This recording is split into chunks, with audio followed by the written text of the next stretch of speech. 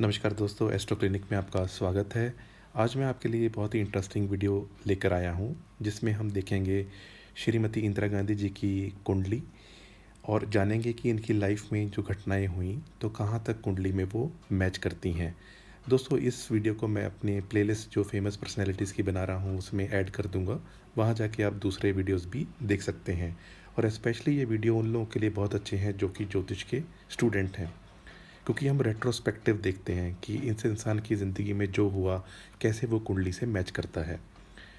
दोस्तों, इनका जन्म हुआ था 19 नवंबर 1917 में रात के 11:12 इलाहाबाद में। लगन राइजिंग जो है ये है कर्क लगन 4 नंबर, और इनकी जो राशि बन जाती है ये है मकर राशि।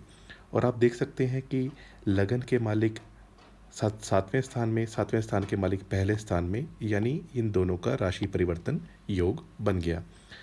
वहीं इनके जो लगन के मालिक हैं यानी चंद्रमा, ये हैं उत्तराषाढ़ा नक्षत्र में। ये सूर्य का नक्षत्र होता है, यानी इनके मित्र का नक्षत्र है। और शनि जिनकी हमने बात की, वो शनि इनके हैं अश्लेषा नक्षत्र में, और ये नक्षत्र होता है बुध का, जो शनि के मित्र का नक्षत्र है। दोस्तों, आगे बढ़ते हैं। इनके 5th हाउस के मालिक बन जाते हैं मंगल, और मंगल 2nd हाउस में बैठे हैं, और मंगल हैं पूर्व फल्गुनी यानी शुक्र के नक्षत्र में। और शुक्र जो है वो जनता का, यानी फीमेल जनता, इन चीज़ों को दर्शाता है, लग्जरीज को भी। तो पूर्व फल्गुनी नक्षत्र वाले जो लोग होते हैं, आप वैसे ही लगा लीजिए, पूर्व फल्गुनी यानी पिछले जन्मों के किए हुए पुण्य फलों का रिजल्ट मिलता है इस जन्म में। दोस्तों, अब बात करते हैं कि इनके जो अगले प्लेनेट हैं वो बन जाते हैं गुरुदेव। वो बैठे हुए हैं 11th हाउस में वक्री अवस्था पे, और रोहिणी नक्षत्र जो कि चंद्रमा का नक्षत्र है, जो उनके मित्र का नक्षत्र है। सूर्य इनके 5th स्थान में है। सूर्य इनके पिता के भी कारक हैं, और वो अनुराधा नक्षत्र में हैं। अनुराधा नक्षत्र जो होता है ये होता है शनि का। और आप जानते ही हैं कि इनके जो पिता थे वो जनता में बहुत प्रिय थे, भारत के पहले प्रधानमंत्री बने। तो सूर्य जो हैं उनका शनि के नक्षत्र में होना ये दर्शाता है कि कहीं ना कहीं पिता जनता से जुड़े हुए थे। वहीं बुध की बात की जाए, बुध जो है इनके अनुराधा नक्षत्र में है, और अनुराधा नक्षत्र जो होता है ये भी शनि का ही नक्षत्र होता है। दोस्तों, अब हम आगे चलते हैं और देख लेते हैं राहु केतु और शुक्र की कहानी। राहु इनके नीच राशि में है, यानी 9 नंबर राशि में राहु नीच के हो जाते हैं, और ये हैं मूला नक्षत्र यानी केतु के नक्षत्र में।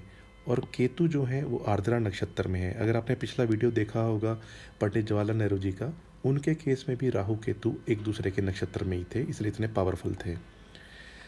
दोस्तों, मतलब अपने नक्षत्र में हो या दूसरे के नक्षत्र में हो तो वो बहुत पावरफुल हो जाते हैं।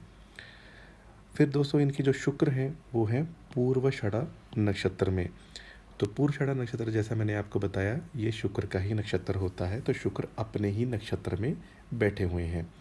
अब नक्षत्र की कहानी के बाद देखते हैं क्या इनके योग बनते हैं। दोस्तों, 9वें स्थान का मालिक लाभ स्थान में बैठा है, 5th स्थान को देख रहा है, जहाँ से हम जनता को देखते हैं, एजुकेशन को देखते हैं। यानी जनता के लिए हम 4th हाउस देखते हैं। जनता का परिवार, जनता का धन, जनता का प्रेम, वो चीज़ें जो भी जनता से जुड़ी हुई होती हैं वो हम 5th हाउस से देखते हैं, जहाँ पे गुरु की दृष्टि पड़ रही है। और वहीं ये देखा जाए कि इनके सूर्य जो हैं ये 5th हाउस में बैठे हुए हैं, जो सरकार के कारक हैं, और वो गुरु से दृष्ट हैं, यानी गुरु और सूर्य का दृष्टि संबंध बनता है। ये अपने आप में बहुत अच्छा है। वहीं मंगल की चतुर्दृष्टि अपने ही वह 5th स्थान पे पड़ रही है, तो ये भी एक अच्छा कॉम्बिनेशन बनता है। अगर शनि पहले घर में अकेले बैठे होते और राशि परिवर्तन योग नहीं होता तो ये इंसान को थोड़ा सा लेज़ी बनाते हैं, और बहुत अड़चनों के बाद जाके सफलता मिलती है। लेकिन राशि परिवर्तन योग 2 केंद्रों का होने की वजह से ऐसी सिचुएशन बन गई कि इनकी लाइफ में ये चीज़ें, पॉलिटिक्स में आना, आगे जाना, प्राइम मिनिस्टर बनना, सारी चीज़ें हुई, क्योंकि राशि परिवर्तन योग, और वो भी शनि जो जनता का कारक है उनके साथ हुआ। दोस्तों, सरसरी सी नज़र हम नवांश और चंद्र कुंडली पे भी डाल लेते हैं। नवांश कुंडली के मालिक 3rd हाउस में बैठे हुए हैं। 6th हाउस के मालिक बुध हैं जो 7वें स्थान में हैं। शनि अपने ही घर में है, तो ये अच्छी बात है। और सूर्य अपने ही घर में है, तो नवांश में भी ये स्ट्रॉन्ग हो गए। और मंगल के साथ बैठे हैं, तो शनि और मंगल का अच्छा योग बनता है, और मंगल शत्रु को विनाश करने का काम करते हैं। और यहाँ पे सूर्य और चंद्रमा डायरेक्टली अपोजिट हैं, जैसे पूर्णिमा वाला होता है योग वैसा बनता है। और केतु 11th हाउस में और राहु पंचम स्थान में है। अब आगे देखते हैं चंद्र कुंडली में। चंद्र कुंडली में शनि, क्योंकि हमने 10 नंबर राशि है तो यहाँ पे राहु और शुक्र 12th हाउस में है। ये आगे हम बात करेंगे तो मोटा मोटा आप याद रख लीजिए। और मंगल अष्टम स्थान में, यानी कभी ना कभी रोग शत्रु दुर्घटना एक्सीडेंट का योग बनाएंगे। और शनि 7th हाउस में है। और सूर्य और बुध 11th हाउस में है, केतु 6th हाउस में, जुपिटर 5th हाउस में। दोस्तों यहाँ तक आपने समझ लिया कि कुंडली क्या है और प्लैनेट्स कहाँ पे बैठे हैं। अब आ जाते हैं इंटरेस्टिंग बातों की ओर। अगर आप ज्योतिष के स्टूडेंट हैं तो जो मैंने अभी जो बोला तो आपको इजीली समझ में आ गया होगा। अगर आप ज्योतिष अभी भी सीख रहे हैं तो मेरे चैनल के सबसे पहले वीडियो पे चले जाइए। एक एक करके ज्योतिष सीखने के लिए कई सारे वीडियोस हैं बेसिक से लेके, तो वो आप सीख सकते हैं। दोस्तों सबसे पहली चीज़ अगर आपको नहीं पता, इंदिरा गांधी जी का एक छोटा भाई था, लेकिन बचपन में ही उनकी मृत्यु हो गई थी। छोटे भाई के लिए हम 3rd हाउस देखते हैं, यहाँ पे शनि की दृष्टि पड़ रही है, तो ये एक प्रॉब्लमेटिक पीरियड तो हो ही गया। और यहाँ देखिए आप नवांश में, यहाँ पे अष्टम स्थान में बुध गए हुए हैं, तो कहीं ना कहीं यहाँ पर भी वो वीक हो गए थे। आगे चलते हैं। इनकी मदर की मृत्यु हुई थी 28 फरवरी 1936 में। तो दोस्तों यहाँ पे तो मैंने महादशा मार्क की हुई हैं और अंतरदशा भी हैं, लेकिन 1936 28 फरवरी 1936 इस पीरियड में इनकी महादशा मंगल की थी, जो आप देख ही रहे हैं यहाँ पे। और इसमें अंतर आ गया था सूर्य का, प्रत्यांतर शनि का था। और आप देख सकते हैं कि नवांश में 12वें घर में ऐसी स्थिति बन रही है। तो कहीं ना कहीं ये मतलब 12th हाउस एक्टिवेटेड था, तो ऐसा आप कह सकते हैं कि इसलिए इनकी जो मदर के साथ जैसी घटनाएं हुई तो कहीं ना कहीं कुंडली से हम जोड़ सकते हैं, क्योंकि मंगल में सूर्य का अंतर, प्रत्यांतर शनि, शनि सप्तम और अष्टम के मालिक हैं। और सप्तम में ही चंद्रमा, यानी मदर को, जहाँ हम मदर के लिए चंद्रमा देखते हैं तो वहाँ बैठे हुए हैं। और नवांश में तो हमने देख ही लिया कि वो सूर्य अपने घर में है, तो पिता के लिए तो ये अच्छा रहा ही, अगर हम फैमिली की बात करें। मदर की डेथ के बाद इन्होंने अपनी पढ़ाई कंटिन्यू की। 1936-37 में ये यूनिवर्सिटी ऑफ ऑक्सफोर्ड गई, ब्रिस्टल गई।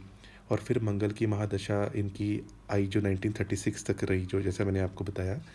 और ये राहु की महादशा जब थी उसमें ये 2 बार एग्ज़ाम में इनके नंबर कम आ गए थे। और फेल करना तो अच्छा नहीं लगेगा, लेकिन नंबर कम आए थे और वो लैटिन भाषा में आए थे। भाषा के लिए भी हम जो प्लैनेट देखते हैं वो यूजुअली मरकरी को देखते हैं, गुरु को देखते हैं। लेकिन वो पीरियड ऐसा था कि इनकी मदर की डेथ हुई, इनकी खुद की हेल्थ ख़राब हुई, फिर इंग्लैंड जो वॉर और वैसी सिचुएशन चल रही थी, मन का भी भटकाव होता है कि इंसान कंसंट्रेट नहीं कर पाता पढ़ाई में। तो ये सारी रीजंस की वजह से 1941 में ये वापस भारत आ गई। दोस्तों जिसकी की कुंडली में 4th हाउस में कोई प्लेनेट ना हो या शुभ प्लेनेट देखते हों, वो बाहर पढ़ने चला भी जाए लेकिन होमलैंड यानी देश में वापस आ जाता है, तो होमलैंड के लिए 4th हाउस देखा जाता है। या 4th हाउस से गोचर हो रहा हो शुभ प्लैनेट का, तब भी आप कह सकते हैं कि होम कमिंग होगी, आप घर वापस जाएंगे, ऐसा योग बनेगा। 41 के बाद जब ये वापस आई तो इन्होंने एजुकेशन अपनी पूरी नहीं की, फिर बाद में जाके यूनिवर्सिटी ऑफ ऑक्सफोर्ड ने इनको ऑनररी डिग्री दी। तो यहाँ की कहानी के बाद हम आ जाते हैं कि राहु की महादशा लग गई थी 1936 से और 1954 तक चली। अब इस महादशा में क्या हुआ कि 1942 में 2 घटनाएं हुई, और ये आप यहाँ पे देख सकते हैं, ये वाला पीरियड था राहु में शनि का। दोनों घटनाओं में क्या हुआ, पहली चीज़ तो इनकी शादी हुई फिरोज़ गांधी जी से 1942 मार्च 26 में। इस दिन को गुरु जो थे वो 11वें घर में थे, यानी पंचम और सप्तम को देख रहे थे, विवाह का योग बना रहे थे। और गोचर में, मैं मतलब गोचर की बात कर रहा हूँ, और शुक्र जो थे वो सप्तम स्थान में थे। शुक्र का गोचर सप्तम स्थान से होता है तो वो भी एक शुभ गोचर होता है जो मैरिज का योग बना देता है। तो इस पीरियड में इनकी शादी हुई, जिसे हम कह सकते हैं कि राहु में गुरु आए थे तो मैरिज का योग बन गया था। और उसमें जब शनि आए जो सप्तम स्थान के मालिक हैं, उस पीरियड में इनकी मैरिज हो गई। दूसरी घटना क्या हुई कि इसी साल इनको अरेस्ट किया गया था 1942 में। और वो जो अरेस्ट हुई थी वो हुई थी क्विट इंडिया मूवमेंट जो चल रही थी उसको लेते हुए। तो 1942 सितंबर में ये अरेस्ट हुई थी, 43 में इनको रिलीज़ कर दिया गया था। इस पीरियड में राहु की महादशा में शनि का अंतर चल रहा था, और राहु छठे घर में है, शनि जो है पहले घर में आके बैठे हैं जो सामान्य मारक और अष्टम के मालिक हैं। तो ऐसी स्थिति बनी थी जिसमें जिनको अरेस्ट हुआ उसके बाद इनको छोड़ा गया। लेकिन दोस्तों अच्छी बात भी करते हैं, 1944 में राजीव गांधी जी का जन्म होता है, 1946 में संजय गांधी जी का जन्म होता है। राजीव गांधी जी के जन्म के समय राहु की महादशा में शनि का अंतर था और प्रत्यांतर गुरु का था। और जैसा मैंने आपको बताया कि गुरु जो हैं वो संतान के कारक हैं, तो वो इस पीरियड में ऐसा हुआ। और वहीं अगर हम देखें कि संजय गांधी जी का जो जन्म हुआ उसमें राहु की महादशा में बुध का अंतर था। बुध पंचम स्थान में बैठे हैं और कहीं ना कहीं इनके जो अंतरदशा के बाद भी अगर हम बात करें तो वो गुरु की ही, मतलब राहु की महादशा में बुध का अंतर था, लेकिन फिर से प्रत्यांतर गुरु का था। और अगर हम देखें कि गोचर में क्या थी स्थिति, तो गोचर में सूर्य राहु का ग्रहण दोष था और भाग्य के मालिक 12वें घर में थे, यानी केंद्र खाली था। तो सिचुएशन थोड़ी सी ऐसी बन रही थी, जो एक 46-47 वाली जो सिचुएशन थी, कि जिस पीरियड में राहु केतु और सूर्य का जो योग बना, इसी पीरियड में इनके फादर प्राइम मिनिस्टर बने। और इसके बाद आगे थे राहु और बुध और राहु और केतु। तो मैंने अभी जो आपको बोला, राहु में केतु में सूर्य, जब इंदिरा गांधी जी के महादशा अंतरदशा प्रत्यांतर दशा चल रही थी, इसी पीरियड में जवाहरलाल नेहरू जी प्राइम मिनिस्टर बने थे। मैंने बताया आपको कि राहु और केतु जवाहरलाल नेहरू जी के केस में अपने ही नक्षत्र में है और इनके केस में नक्षत्र परिवर्तन है और उसमें सूर्य आ गए थे जो सरकार और सत्ता के कारक हैं, तो वहाँ से उनको सिंहासन प्राप्त हो गया था। दोस्तों जो आप ड्रिक पंचांग या कोई दूसरी वेबसाइट पे जाके आप ये सारे जो मैं बता रहा हूँ, जैसे आपने 41 या 42 या 44 किया, या मैंने जो महीना बताया उस महीने उस डेट पे जाके लगन राइजिंग 4 नंबर कर लीजिएगा। जो जो मैंने बोला वो आपको क्लियरली समझ में आ जाएगा और आप इसको महादशा अंतरदशा प्रत्यांतर से मैच करके देखिएगा। अब थोड़ा फास्ट फॉरवर्ड करते हैं। 1966 में ये पहली बार प्राइम मिनिस्टर बनी।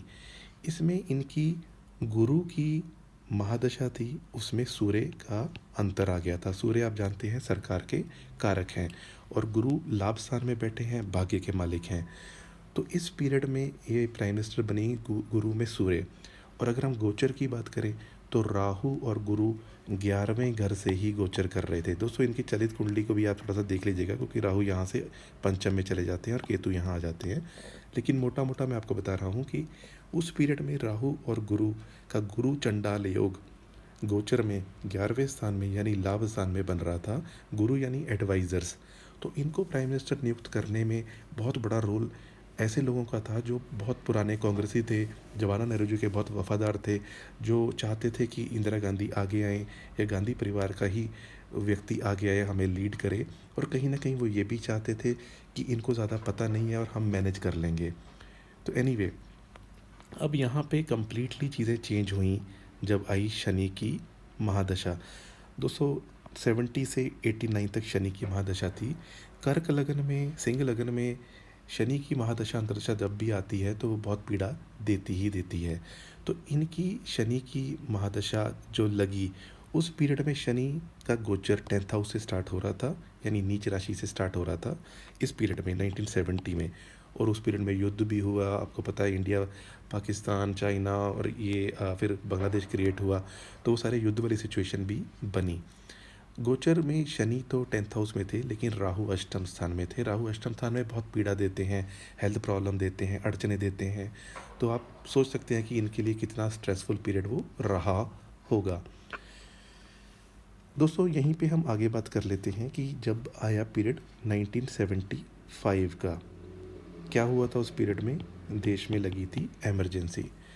जब एमरजेंसी डिक्लेयर हुई उस पीरियड में शनि में बुध चल रहे थे। बुध यानी 12वें घर के मालिक, शनि यानी सप्तम और अष्टम स्थान के मालिक। शनि में बुध चल रहे थे, उसी में राहु आए थे जब 25 जून 1975 को एमरजेंसी लगी थी। और अगर हम देखें कि उस पीरियड में क्या हुआ था कि राहु जो थे वो नीच राशि में थे, अष्टम यानी 8 नंबर राशि पंचम स्थान में। ये मैं गोचर की बात बता रहा हूँ, यानी ये जनता के परिवार, जनता के धन को दर्शाता है। तो राहु ने उसको हड़प लिया। मंगल जो थे वो 10th हाउस में थे गोचर में, यानी अपनी ही राशि में थे। मंगल यानी सत्ता, सेनापति, कि मैं 10वें घर में आ गया हूँ, किसी की नहीं सुनूंगा। और शनि और सूर्य दोनों के दोनों 12वें घर में थे। शनि यानी जनता, सूर्य यानी सरकार और 12वां घर यानी कारागार। तो इन इस पीरियड में इनको भी ये हुआ ऑर्डर कि आपकी इलेक्शन जो है वो सही नहीं है और इमरजेंसी डिक्लेयर हुई। और वही जो था कि इनके लिए पीरियड ठीक नहीं था, वही पीरियड जनता के लिए भी ठीक नहीं था। दोस्तों, इस दिन से ये पता चलता है कि उनको उनके एडवाइज़र्स ने मिसगाइड किया, क्योंकि गुरु जो थे, जो 12वें घर में, तो ये सारे मैंने प्लान बताया, लेकिन गुरु 9th हाउस में अपने ही घर में थे उस पीरियड में। यानी इनके एडवाइज़र ने इनको फिर दोबारा गलत राय दी, ऐसी चीज़ साफ दिखती है। उस दिन पूर्णिमा भी थी। चलिए अब आगे बढ़ते हैं, बात करते हैं एक और इंटरेस्टिंग पीरियड की, 1984। दोस्तों, इस पीरियड में 1 से लेकर 10 जून में ऑपरेशन ब्लू स्टार हुआ। आप अगर जानते हैं हिस्ट्री के बारे में कि पंजाब गोल्डन टेम्पल में सिखों के एक रिलीजियस लीडर थे, उनको मार दिया गया। तो उस पीरियड में क्या हुआ था कि इनकी महादशा में, या इनके अगर हम देखें, शनि में मंगल चल रहे थे। दोस्तों, शनि को बोलते हैं पेट्रोल, मंगल को बोलते हैं आग। ये दोनों एक साथ होते हैं तो विस्फोटक योग बनता है। प्रियंका, जब हम बात करेंगे प्रियंका चोपड़ा की, तो भी इसको उठाएंगे, इस टॉपिक पे आएंगे विस्फोटक योग को, लेकिन जब मैं वीडियो बनाऊंगा तब बताऊंगा। लेकिन अभी फ़िलहाल मैं आपको बताता हूँ कि ये पीरियड बहुत क्रूशियल था, महादशा शनि की और अंतर मंगल का। अब मंगल सेकंड हाउस में बैठे हैं और अष्टम स्थान को देख रहे हैं अपनी 7वीं दृष्टि से। और वहीं मंगल जो हैं वो, अगर हम वैसे बात करें कि ऑपरेशन ब्लू स्टार के टाइम पे गोचर की क्या स्थिति थी। दोस्तों, उस टाइम राहु और सूर्य इनके गोचर, यानी इनके चार्ट के हिसाब से 11वें घर में थे। राहु और सूर्य ग्रहण दोष 11वें घर में। मंगल और शनि का विस्फोटक योग था चौथे घर में, यानी जनता के घर में। तभी ऐसा विस्फोट हुआ कि ये ऑपरेशन ब्लू स्टार हुआ। फिर उसके बाद बहुत सारी सिखों ने प्रोटेस्ट की और किलिंग्स और सारी चीज़ें हुई। अब हम आगे आ जाते हैं कि जिस दिन इनकी असैसिनेशन हुई, वो डेट थी 31 अक्टूबर 1984। दोस्तों, इस डेट में क्या हुआ कि शनि में राहु में गुरु का अंतर आ गया था। यानी जो इनका जो असैसिनेशन का जो पीरियड था, आप देख सकते हैं यहाँ पे शनि में राहु और उसमें आ गया था अंतर गुरु का। यानी शनि, जो मैंने बताया आपको कि वो वैसे ही आपके 7th और 8th हाउस के मालिक हैं। राहु छठे घर में बैठे हैं, जो रोग शत्रु दुर्घटना का घर होता है, और है भी नीच राशि के। तो इन्होंने भी दुश्मनों का बहुत सफाया किया, या जैसे भी पॉलिटिकली उनका सफाया किया। तो इस पीरियड में क्या हुआ कि शनि में राहु में गुरु थे, और गोचर की स्थिति क्या थी। शनि थे उच्च राशि में, यानी यहाँ पे जो जनता का घर है, यानी शनि उच्च के थे, यानी जनता उच्च की थी, जो अष्टम के मालिक हैं। वहीं सूर्य यहीं पे नीच राशि में थे, जो कि सरकार का कारक है। साथ में यहाँ पे बुध थे, जो 12वें घर के मालिक हैं। और राहु अभी भी 11वें घर में ही थे, लेकिन वो सूर्य के नक्षत्र में आ गए थे, कृतिका के। और दोस्तों, सूर्य जो थे इस दिन या इस पीरियड में, वो राहु के नक्षत्र स्वाति में थे। तो कहीं ना कहीं ऐसी सिचुएशन बनी कि गोचर भी फेवरेबल नहीं था, और महादशा अंतर्दशा प्रत्यांतरदशा वो भी फेवरेबल नहीं थी। दोस्तों, असैसिनेशन सुबह के 9:30 बजे हुआ है। अगर हम उस दिन उस टाइम की कुंडली बनाएंगे तो लगन वृश्चिक का बनता है, और वृश्चिक लगन जो होता है, ये बदला हमेशा लेने वाले लोग होते हैं।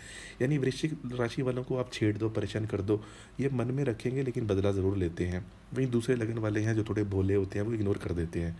तो वृश्चिक यानी बदले को दर्शाता है। और लगन के दोनों तरफ पापी प्लैनेट बैठे थे, यानी शनि सूर्य 12वें घर में और मंगल दूसरे घर में। तो लगन भी पाप कर्तरी योग में आ गया था। और जैसा मैंने आपको बताया, शनि सूर्य जो थे दोनों 12वें घर में थे। तो उस दिन ऐसी स्थिति बनी कि ये इनकी असैसिनेशन हुई। दोस्तों, यहाँ मैं आपको 2 इंटरेस्टिंग बातें और बता देता हूँ। पहली ये कि 23 जून 1980, जो ये वाला पीरियड है, 23 जून 1980, इस पीरियड में इनके जो पुत्र थे, यानी संजय गांधी जी, उनकी मृत्यु हुई थी। तो इस पीरियड में क्या हुआ था कि शनि में शुक्र तो चल ही रहे थे, जैसा आप यहाँ देख रहे हैं, और इसमें भी बुध ही आए हुए थे प्रत्यांतर में, यानी 12th हाउस का मालिक। तो कहीं ना कहीं ये इनके संतान के लिए जो डेथ हुई, उसको हम अगर जोड़ना चाहें तो शनि का रोल आ गया और बुध का रोल आ गया। और अगर हम बात करें राजीव गांधी जी, तो अगर हम इमेजिन करते हैं एज़ कि चलिए इंदिरा गांधी जी की डेथ नहीं हुई, तो राजीव गांधी जी की जब मृत्यु हुई तब क्या सिचुएशन थी? अगर हम इनकी कुंडली महादशा, अंतर्दशा, प्रत्यांतरदशा के हिसाब से स्टडी करना चाहें, तो दोस्तों राजीव गांधी जी की मृत्यु हुई है 21 मई 1991 को। उस समय में बुध में राहु थे, इनकी कुंडली के हिसाब से, यानी 12वें घर का मालिक की महादशा, 12वें घर के मालिक की अंतर्दशा और प्रत्यांतर दशा राहु की। अब जब राजीव गांधी जी की चार्ट को डिस्कस करेंगे तो वहाँ भी हम कोरिलेशन बिठाने की कोशिश करेंगे कि उनकी महादशा अंतर्दशा से इंदिरा गांधी जी के चार्ट कैसे इम्पेक्टेड होता था। दोस्तों, मैं जो वीडियो बना रहा हूँ मेरी कोई पॉलिटिकल इंक्लिनेशन नहीं है, मैं सिर्फ ज्योतिष को और रेट्रोस्पेक्टिव की किसी फेमस पर्सनैलिटी की कुंडली में कैसे अप्लाई कर सकते हैं और गोचर में क्या स्थिति थी, तो किसी इंसान के लाइफ के इवेंट को स्टडी करने की कोशिश कर रहे हैं। अगर कुछ भी ऐसा मैंने कहा जो आपको अच्छा नहीं लगा तो आप कमेंट करके बता सकते हैं, क्योंकि मैं आने वाले दिनों में फेमस पर्सनालिटीज़ में कुछ और पॉलिटिशियंस के या एक्टर एक्ट्रेसेस के वीडियोस बनाऊंगा। तो आप कोई भी सुझाव देना चाहते हैं वो दे सकते हैं।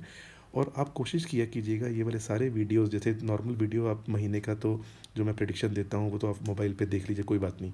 लेकिन ये वाले जो वीडियोस होते हैं ये लैपटॉप या पीसी पे देखिए, क्योंकि थोड़ा पढ़ने में थोड़ा छोटा होता है। और दोस्तों, अगर हम वैसे कहें कि हमने किसी का भी चार्ट स्टडी किया, उसकी लाइफ में जो घटनाएं हुई, तो उनका पर्पस भी यही होता है कि हम उससे सीखें कि हमें आगे क्या नहीं करना, या उनकी लाइफ में जो हुआ उससे हम प्रेरणा लें और अपने जीवन को सुधारें। मैं अपनी वाणी को यहीं विराम देता हूँ, और आप लोगों ने मुझे यहाँ तक सुना इसके लिए आपका बहुत बहुत धन्यवाद। आप चैनल पे पहली बार आए हैं, चैनल सब्सक्राइब कर दीजिए। अगर आपको वीडियो अच्छा लगा तो वीडियो लाइक कर दीजिए। आज के लिए